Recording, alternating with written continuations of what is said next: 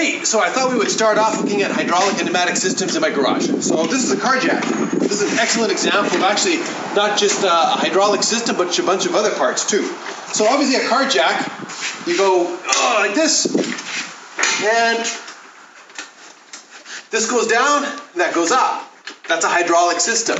Now, if you actually take a quick look, and I spin it here, down here is a very small piston, and of course, this is what's going up and down to compress the liquid, to compress an oil, right? And small area, small force. It's not very hard for me to move. Now, if we spin it around to this side here, as it's going up, you'll notice here is a larger piston.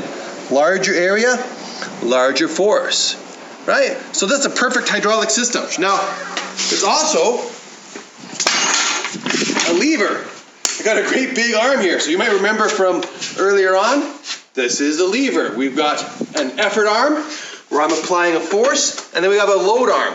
Now the load arm is actually right here. It's a really short one, but there's the pivot point. So when I bring it down, we got the pivot point, we got the load arm, and then we got a big long effort arm. So if you remember correctly, what kind of lever is this? It's a glass tube. Now, it's kind of interesting too because it also has a gear, right? So if we look here, we actually have a gear system. Now this one here isn't necessarily designed to provide a great big mechanical advantage. This actually just redirects the force. And of course what that does is it releases the pressure so the jack goes down. Now, this is a hydraulic system. Now you've probably seen one of these before. This is called, I'm sure you're aware, a pressure washer. This uses a pneumatic system, so it adds air to the system to create that pressure, and then it allows it to shoot water. So you might think it's a hydraulic system, but actually it's pneumatic. It's using compressed air to power this. Now one way to think of this, really, is this is no different than one of these, because this is also a pneumatic system. This is, it's a bike pump. Right, and the difference is you need to have a reservoir. You need to have somewhere to store that air, right? So that air is stored in here somewhere when it's running.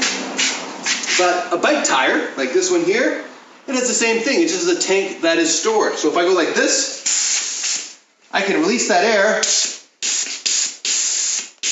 And obviously I need it in a tire, but it could do stuff, right? And then again, all a pneumatic system would is it has attached to it some kind of a pump.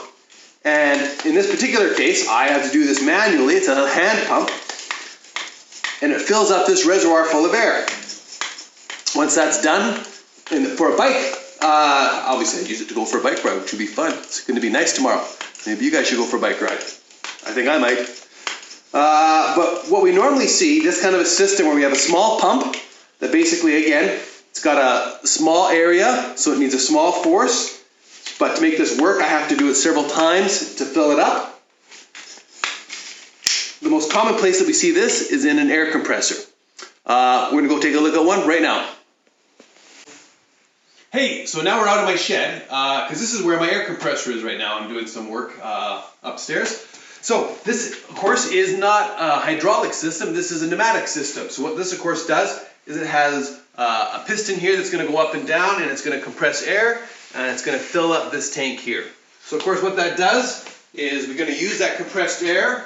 We might use it for a device like this, which is called a brad nailer, right? So we connect that up, and that allows us to use that pressurized air to fire a small nail. And then we can use that, of course,